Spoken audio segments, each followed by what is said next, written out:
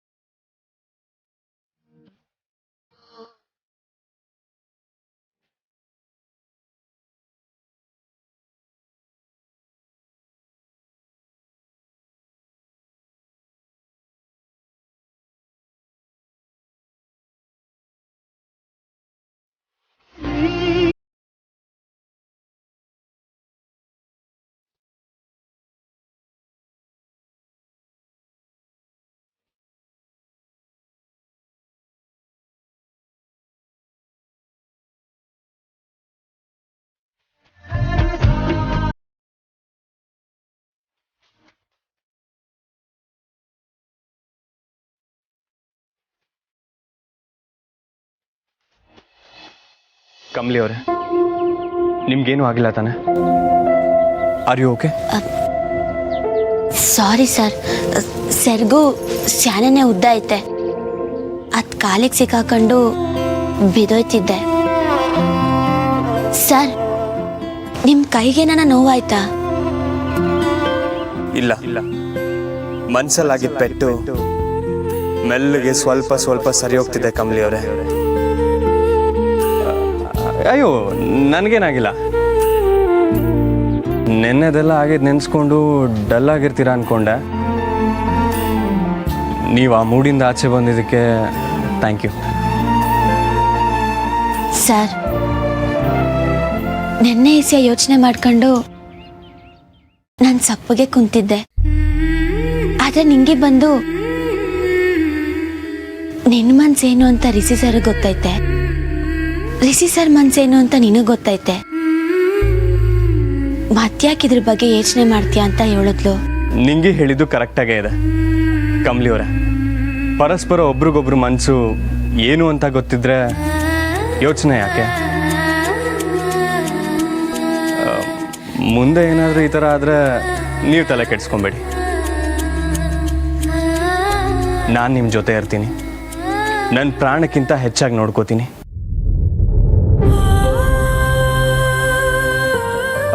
ಮತ್ತು ನಮ್ಮಮ್ಮ ಕೂಡ ನಿಮ್ಮನ್ನು ಸಂಪೂರ್ಣವಾಗಿ ಒಪ್ಕೊಂಡಿದ್ದಾರೆ.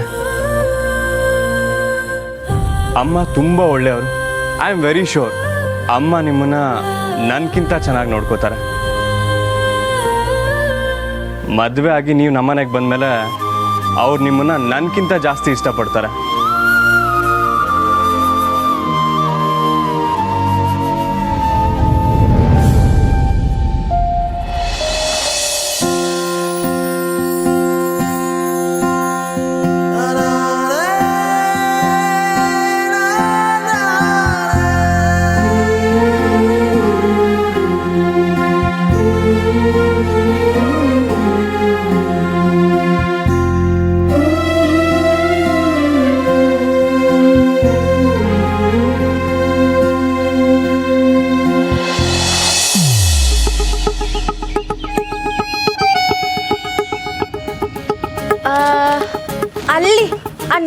ಸೀರೆದ ಕೆಳಗೆ ಕಾಫಿ ಕಲರ್ ಐತಲ್ಲ ಅದು ತೋರಿಸಿ.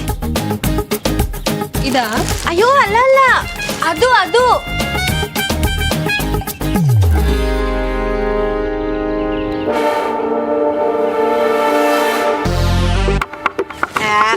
ಇದು ಸೆರ್ಗಿನ್ ಬಾರ್ಡರ್ ಎಲ್ಲ ಸ್ಯಾನೆ ದೊಡ್ಡದು. ಅಲ್ಲಿ ಆ ತುಪ್ಪದ ಕಲರ್ ಐತಲ್ಲ ಅದ್ ಕೊಡಿ. ಅಯ್ಯ ತಲೆ ಯಾಕೆ ಎರ್ಕತ್ತೀರಾ, ತೋರ್ಸಿ. ಬನಾರಸ್ ಸಿಲ್ಕ್ ಸಾರಿ ತುಂಬಾ ಬ್ಯೂಟಿಫುಲ್ ಆಗಿದೆ. ಅಯ್ಯೋ ಆ ದೂರದಿಂದ ಬಂದಿದೆ ಅಂದ್ರೆ ಮಧ್ಯದಲ್ಲಿ ಅದೇಟ್ ಜನ ಉಟ್ಕೊಂಡವ್ರ ಏನೋ. ಥೂ ನಂಗೆ ಬೇಡ, ಹೊಸ ಸೀರೆ ತೋರಿಸಿ. ಹಾ ನಂಗೆ ಅಲ್ಲಿ ಆ ಬಿಸ್ಕೆಟ್ ಬಣ್ಣ ಐತಲ್ಲ ಅದನ್ನ ತೋರಿಸಿ. ಮೇಡಮ್ ಚಾಕ್ಲೇಟು ಬಿಸ್ಕಿಟ್ ಕೊಡಕ್ಕೆ ಇದು ಬೇಕ್ರಿ ಇಲ್ಲ, ಸೀರೆ ಅಂಗಡಿ. ಸರಿಯಾಗಿ ನೋಡಿ ಯಾವ್ದೋ ಒಂದು ಸೆಲೆಕ್ಟ್ ಮಾಡ್ಕೊಳ್ಳಿ. ಅಯ್ಯ ನಾನೇನು ಇದನ್ನ ಬೇಕ್ರಿ ಅಂತ ಹೇಳಿದ್ನ? ಏನೋ ನಂಗೆ ತಿನ್ನೋದು ಅಂದ್ರೆ ಇಷ್ಟನಪ್ಪ, ಅದಕ್ಕೆ ಚಾಕ್ಲೇಟು ಬಿಸ್ಕೆಟು ಬಣ್ಣೆ ಮುರ್ಕು ಅಂತ ಅದ್ರ ಬಣ್ಣದ ಹೇಳಿ ತಕ್ಕೋತಾ ಇದೀನಪ್ಪ. ನಿಮ್ಮನ್ನ ನೋಡಿದ್ರೆ ಸೀರೆ ತಗೊಂತೀರಂತ ಅನ್ಸ್ತಾ ಇಲ್ಲ ನನಗೆ. ಏನ್ ಮೇಡಮ್ ಹಂಗೆಲ್ಲ ಮಾತಾಡ್ತೀರಾ? ನನ್ನ ಕ್ಲೋಸ್ ಫ್ರೆಂಡ್ ಎಂಗೇಜ್ಮೆಂಟ್, ನಾವಿಬ್ರು ಸಿಮ್ಲಾ ಸುರ್ಸ್ಕೊಂಡು ಶಾಲೆಗೆ ಹೋಗುವಾಗಿಂದ ಕ್ಲೋಸ್ ಫ್ರೆಂಡ್. ಅವಳ ಎಂಗೇಜ್ಮೆಂಟ್ ನಾನು ಸಂದ ಕಾಣೋದ್ ಬ್ಯಾಡ್ವಾ? ನಿಂಗೆ ಏನಾಯ್ತು?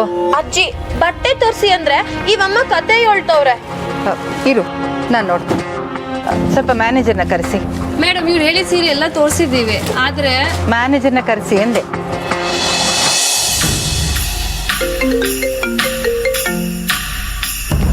ಬೇಬಿ. ಹಲೋ ಅಮ್ಮಮ್ಮ. ನಾನೇನು ಇಲ್ಲಿ ಒಂದು ಕೆಲಸದ ಮೇಲೆ ಬ್ಯುಸಿ ಆಗಿದ್ದೀನಿ, ನಾನೇ ನಿನ್ಗೆ ಆಮೇಲೆ ಕಾಲ್ ಮಾಡ್ತೀನಿ. ಓಕೆ? ಯಾವಾಗ? ನಾನು ಸತ್ ಮೇಲ? ಬೇಬಿ ಅಮ್ಮಮ್ಮ ನಿಮ್ಗೆ ಗೊತ್ತಾ ಈ ಜ್ಯೂಲ್ರಿ ಸ್ಟೋರಲ್ಲಿ ನನ್ಗೆ ಎಷ್ಟು ಇನ್ಸಲ್ಟ್ ಆಯ್ತು ಅಂತ? ನೀವು ನನ್ನ ಒಬ್ಳೆ ಬಿಟ್ಟು ಹೊರಟೋಗಿದ್ದೀರಾ. ಅದು ನಿಂಗೆ ಇದಳಲ್ಲ ಬೇಬಿ, ಯು ಡೋಂಟ್ ವರಿ. ನೋಡು, ಬರೀ ಬಾಯಿ ಮಾತಲ್ಲಿ ಹೇಳೋದಲ್ಲ, ಇನ್ನು ಮುಂದೆ ಆ ಹಳ್ಳಿಯವ್ರ ಬಗ್ಗೆ ತಲೆ ಕೆಡಿಸ್ಕೊಳ್ಳೋ ಅವಶ್ಯಕತೆ ನಮಗಿಲ್ಲ. ಓಕೆ ಅಮ್ಮಮ್ಮ?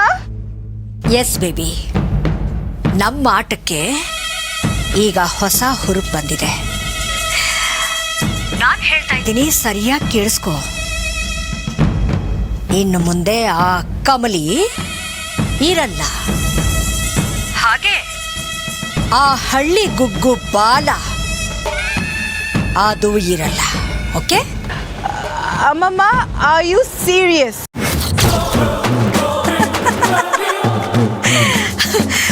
ಬೇಬಿ, ಮಾತಾಡಿ ಮಾಡೋದಲ್ಲ, ಮಾಡಿ ಮಾತಾಡ್ಬೇಕು. ಸರ್ಪ್ರೈಸ್ಗೋಸ್ಕರ ರೆಡಿ ಇರು ಬೇಬಿ. ಓಕೆ?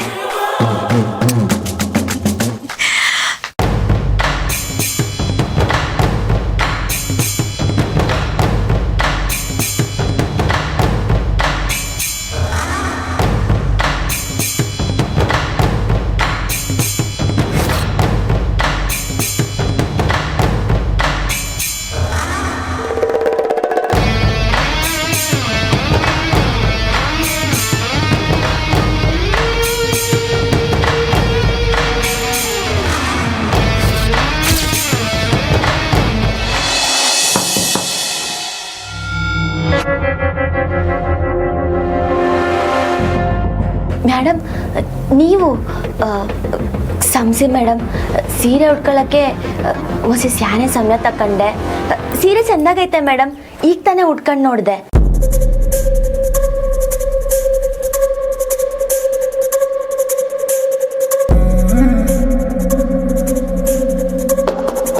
ಅದು ಮೇಡಮ್ ಈ ಸೀರೆ ಸೆರ್ಗು ಸ್ಯಾನೆ ಉದ್ದುದಾಗೈತೆ, ನೆರಿಗೆ ಸರಿಯಾಗಿ ಬರ್ತಿರ್ಲಿಲ್ಲ. ನೀನು ಕೂಡ ಸರಿ ಬರ್ತಾ ಇಲ್ಲ. ಮೇಡಮ್ ಏನಾಯ್ತು? ಏನನ್ನ ತೊಂದ್ರೆನಾ? ನೀನೇ ದೊಡ್ಡ ತೊಂದರೆ ಕಣೆ.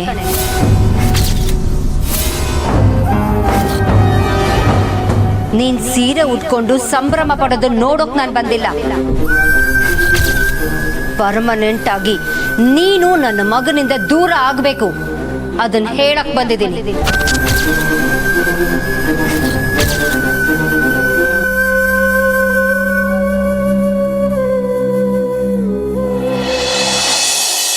ಮೇಡಮ್ ಏನಾಯ್ತು? ಸ್ಯಾರೀಸ್ ತೋರಿಸಿ ಅಂದರೆ ನಿಮ್ಮ ಸೇಲ್ಸ್ ಗರ್ಲ್ ಏನೋ ಸಬೂಬ್ ಹೇಳ್ತಾ ಇದ್ದಾರಂತೆ, ಸ್ವಲ್ಪ ನೋಡ್ತೀರಾ? ಹೇಮಾ, ಯಾಕೆ ಕಸ್ಟಮರ್ಸ್ ಜೊತೆ ಹೇಗೆ ನಡ್ಕೋಬೇಕು ಅಂತ ಗೊತ್ತಿಲ್ವಾ? ಎಲ್ಲ ಸೀರೆ ತೋರಿದೆ ಸರ್, ಸೆಲೆಕ್ಟ್ ಮಾಡ್ತಿಲ್ಲ. ಬರೀ ಇಷ್ಟೇ ಸೀರೆ ಅಲ್ಲ, ಅವಳು ಎಲ್ಲ ಸೀರೆ ತೋರಿಸಿ ಅಂದ್ರೂ ತೋರಿಸ್ಬೇಕು. ಅವಳಿಗೆ ಇಷ್ಟವಾದ ಸೀರೆ ಸಿಗೋವರೆಗೂ ನೋಡಲಿ. ಖಂಡಿತವಾಗ್ಲೂ ಮೇಡಮ್, ನಾನು ಅದ್ರ ಬಗ್ಗೆ ಜವಾಬ್ದಾರಿ ತಗೊಂತೀನಿ. ಹೇಮಾ, ಅನ್ಪೂರ್ಣ ಮೇಡಮ್ ನಮ್ಮ ಅಂಗಡಿಗೆ ಲಾಯಲ್ ಕಸ್ಟಮರ್. ಅವ್ರಿಗೆ ಯಾವುದೇ ರೀತಿ ಪ್ರಾಬ್ಲಮ್ ಆಗಬಾರ್ದು. ಸಾರಿ ಕೇಳಿ. Sorry madam. It's okay, thank you. ನಿನಗೆ ಯಾವ್ದು ಬೇಕೋ ಸೆಲೆಕ್ಟ್ ಮಾಡ್ಕೊ.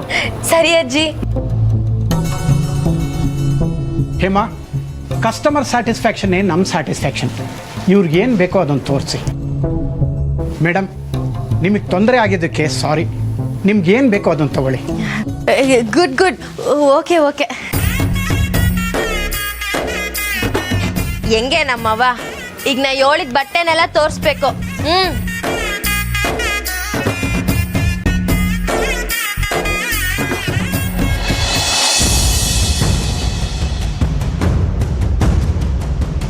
ಮೇಡಮ್, ನೀವು ಏನು ಹೇಳ್ತಿದ್ದೀರಾ? ನಾರ್ಮಲ್ ಆಗಿ ಹೇಳೋದನ್ನ ಅರ್ಥ ಮಾಡ್ಕೊಳಕ್ಕಾಗದೇ ಇರೋಷ್ಟು ದಡ್ಡಿನ ನೀನು? ಖಂಡಿತ ಅಲ್ಲ. ಮಾತಲ್ಲೇ ಎಲ್ರನ್ನು ಮೋಡಿ ಮಾಡೋಳು ನೀನು. ನಿನಗೆ ನಾನೇನು ಹೇಳ್ತಾ ಇದ್ದೀನಿ ಅಂತ ಗೊತ್ತಾಗ್ತಿಲ್ವಾ? ಮೇಡಮ್, ನಾನು ಏನು ಮಾಡಿದೆ?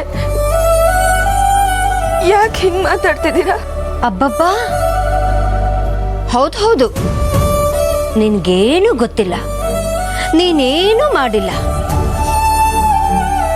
ಆದ್ರೆ ನನ್ನ ನೆಮ್ಮದಿನ ಮಾತ್ರ ಶಾಶ್ವತವಾಗಿ ಹಾಳು ಮಾಡ್ಬಿಟ್ಟಿದ್ಯಾ. ನೀನ್ ನನ್ನ ಕಣ್ಣು ಕಾಣಿಸ್ಕೊಂಡ ದಿನದಿಂದಾನೇ ನನಗೆ ನೀನಂದ್ರೆ ಆಗಲ್ಲ ಕಣೆ.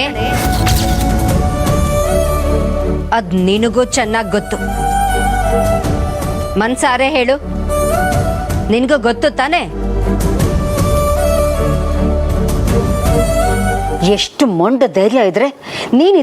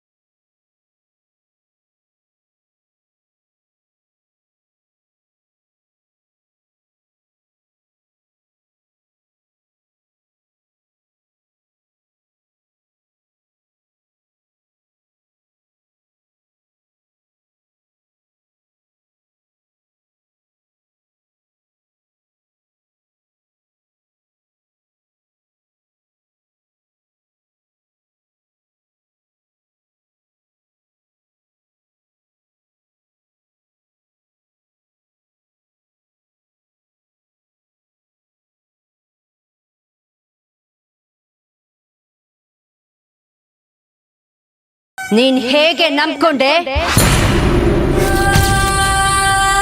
ಹೇಗೆ ನೀನು ನನ್ನ ಮಗನ ಮಾತಲ್ಲೇ ಮೋಡಿ ಮಾಡಿ ಅವನ ನಂಬಿಕೆನ ಗಳಿಸಿ ಈಗ ಪ್ರೀತಿ ಅಂತ ಹೇಗೆ ಯಾಮಾರಿಸ್ತಾ ಇದೆಯೋ ಹಾಗೆ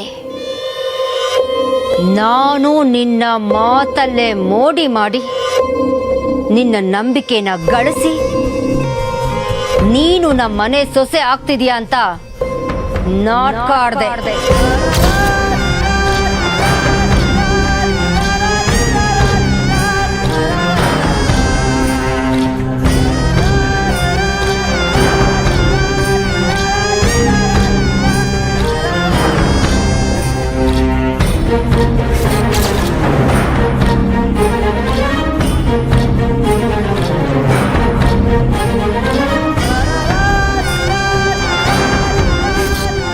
ನೀನ್ ಯಾವತ್ತಿದ್ರೂ ನನ್ನ ಕಣ್ಣಿಗೆ ಕೆಟ್ಟವಳೆ.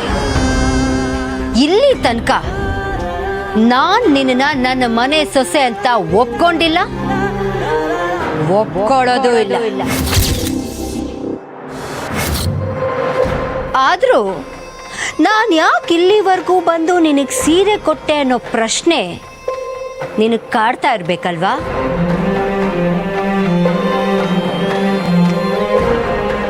ನಾನು ನಿನಗೆ ಸೀರೆ ತೆಕ್ಕೊಟ್ಟಿದ್ದು, ಎಲ್ರ ಮುಂದೆ ಪ್ರೀತಿಯಿಂದ ಮಾತಾಡಿಸಿದ್ದು ನಿನ್ನ ಮೇಲಿದ್ದ ಅಕ್ಕರೆಯಿಂದ ಅಲ್ಲ, ನನ್ನ ಮಗನ ಕಣ್ಣಿಗೆ ನಾನು ಒಳ್ಳೆ ತಾಯಿಯಾಗಿ ಕಾಣಬೇಕು ಅಂತ.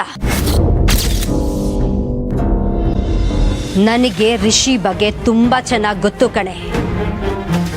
ಅವನು ಇಷ್ಟಪಟ್ಟಿದ್ದನ್ನ ಯಾರಾದ್ರೂ ಬೇಡ ಅಂದ್ರೆ ಅವನ ಹಠ ಇನ್ನೂ ಜಾಸ್ತಿ ಆಗತ್ತೆ. ನಿನ್ನ ವಿಚಾರದಲ್ಲಿ ನಡೆದಿದ್ದು ಅದೇ. ನಾನು ಬೇಡ ಅಂದಾಗ ಅವನು ನನ್ನನ್ನೇ ವಿರೋಧ ಮಾಡಕ್ ಶುರು ಮಾಡ್ದ. ಆಗ ನನಗೆ ಅರ್ಥ ಆಯ್ತು, ಇದನ್ನ ಹೀಗೆ ಡೀಲ್ ಮಾಡಿದ್ರೆ ಸರಿ ಇರಲ್ಲ ಅಂತ.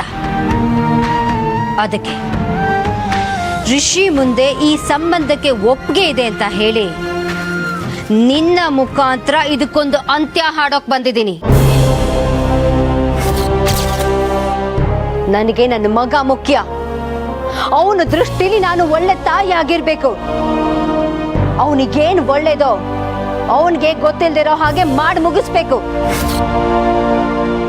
ಈಗ ಸದ್ಯಕ್ಕೆ ಅವನಿಗೇನು ಒಳ್ಳೇದು ಅನ್ನೋದಕ್ಕಿಂತ ನೀನ್ ಅವನಿಗೆ ಸೆಟ್ ಆಗಲ್ಲ ಅನ್ನೋದು ಮಾತ್ರ 100% ಗೊತ್ತು.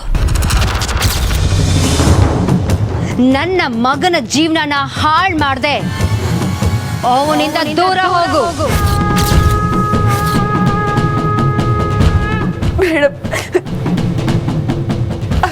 ಏನು ಹೇಳ್ಬೇಡ. ನಿನ್ನ ಕಾರಣಗಳಾಗ್ಲಿ ನಿನ್ನ ವಾದನಾಗ್ಲಿ ಕೇಳೋ ಮನಸ್ಥಿತಿಲೂ ಇಲ್ಲ, ಅದಕ್ಕೆ ಸಮಯನೂ ಇಲ್ಲ. ಅಂಗೈ ಹುಣ್ಣಿಗೆ ಕನ್ನಡಿ ಬೇಕಾಗಿಲ್ಲ. ನೀನ್ ಯಾವತ್ತಿಗೂ ಅನ್ನಪೂರ್ಣ ಅವರ ಮೊಮ್ಮಗಳಾಗೋದಕ್ಕೆ ಸಾಧ್ಯನೇ ಇಲ್ಲ. ತಂದೆ ಯಾರು ಅಂತಾನೆ ಗೊತ್ತಿಲ್ದಲೇ ಇರೋಳು ನೀನು. ಮಹಾಜನ್ ಫ್ಯಾಮಿಲಿ ಮೊಮ್ಮಗಳಾಗೋದಕ್ಕೆ ಹೇಗ್ ಸಾಧ್ಯ? ಅನ್ನಪೂರ್ಣ ಅವರ ಮೊಮ್ಮಗಳು ಅಂತ ನೀನ್ ಆಡ್ತಾ ಇರೋ ನಾಟಕಕ್ಕೆ ಸದ್ಯದಲ್ಲೇ ಪರದೆ ಬೀಳತ್ತೆ. ನಿನ್ನ ಮೋಸ ಎಲ್ರೆದ್ರು ಬಯಲಾಗತ್ತೆ. ನೀನ್ ಆ ಮನೆ ಸೇರಿರೋದು ಕೇವಲ ಆಸ್ತಿಗೋಸ್ಕರ ಅನ್ನೋದು ಎಲ್ರಿಗೂ ಗೊತ್ತಾಗತ್ತೆ. ನೀನು ರಿಷಿನ ಮದುವೆ ಆಗೋದಕ್ಕೋಸ್ಕರ ಇಷ್ಟೆಲ್ಲ ಪ್ರಯತ್ನ ಮಾಡ್ತಿರೋದು ಸಹ ನಮ್ಮನೆ ಆಸ್ತಿಗೋಸ್ಕರನೇ. ಹೀಗೆಲ್ಲ ಸುಳ್ಳು ಹೇಳ್ಕೊಂಡು ಮೋಸ ಮಾಡ್ಕೊಂಡು ಬದುಕೋದಕ್ಕೆ ನಾಚಿಕೆ ಆಗೋದಿಲ್ವಾ?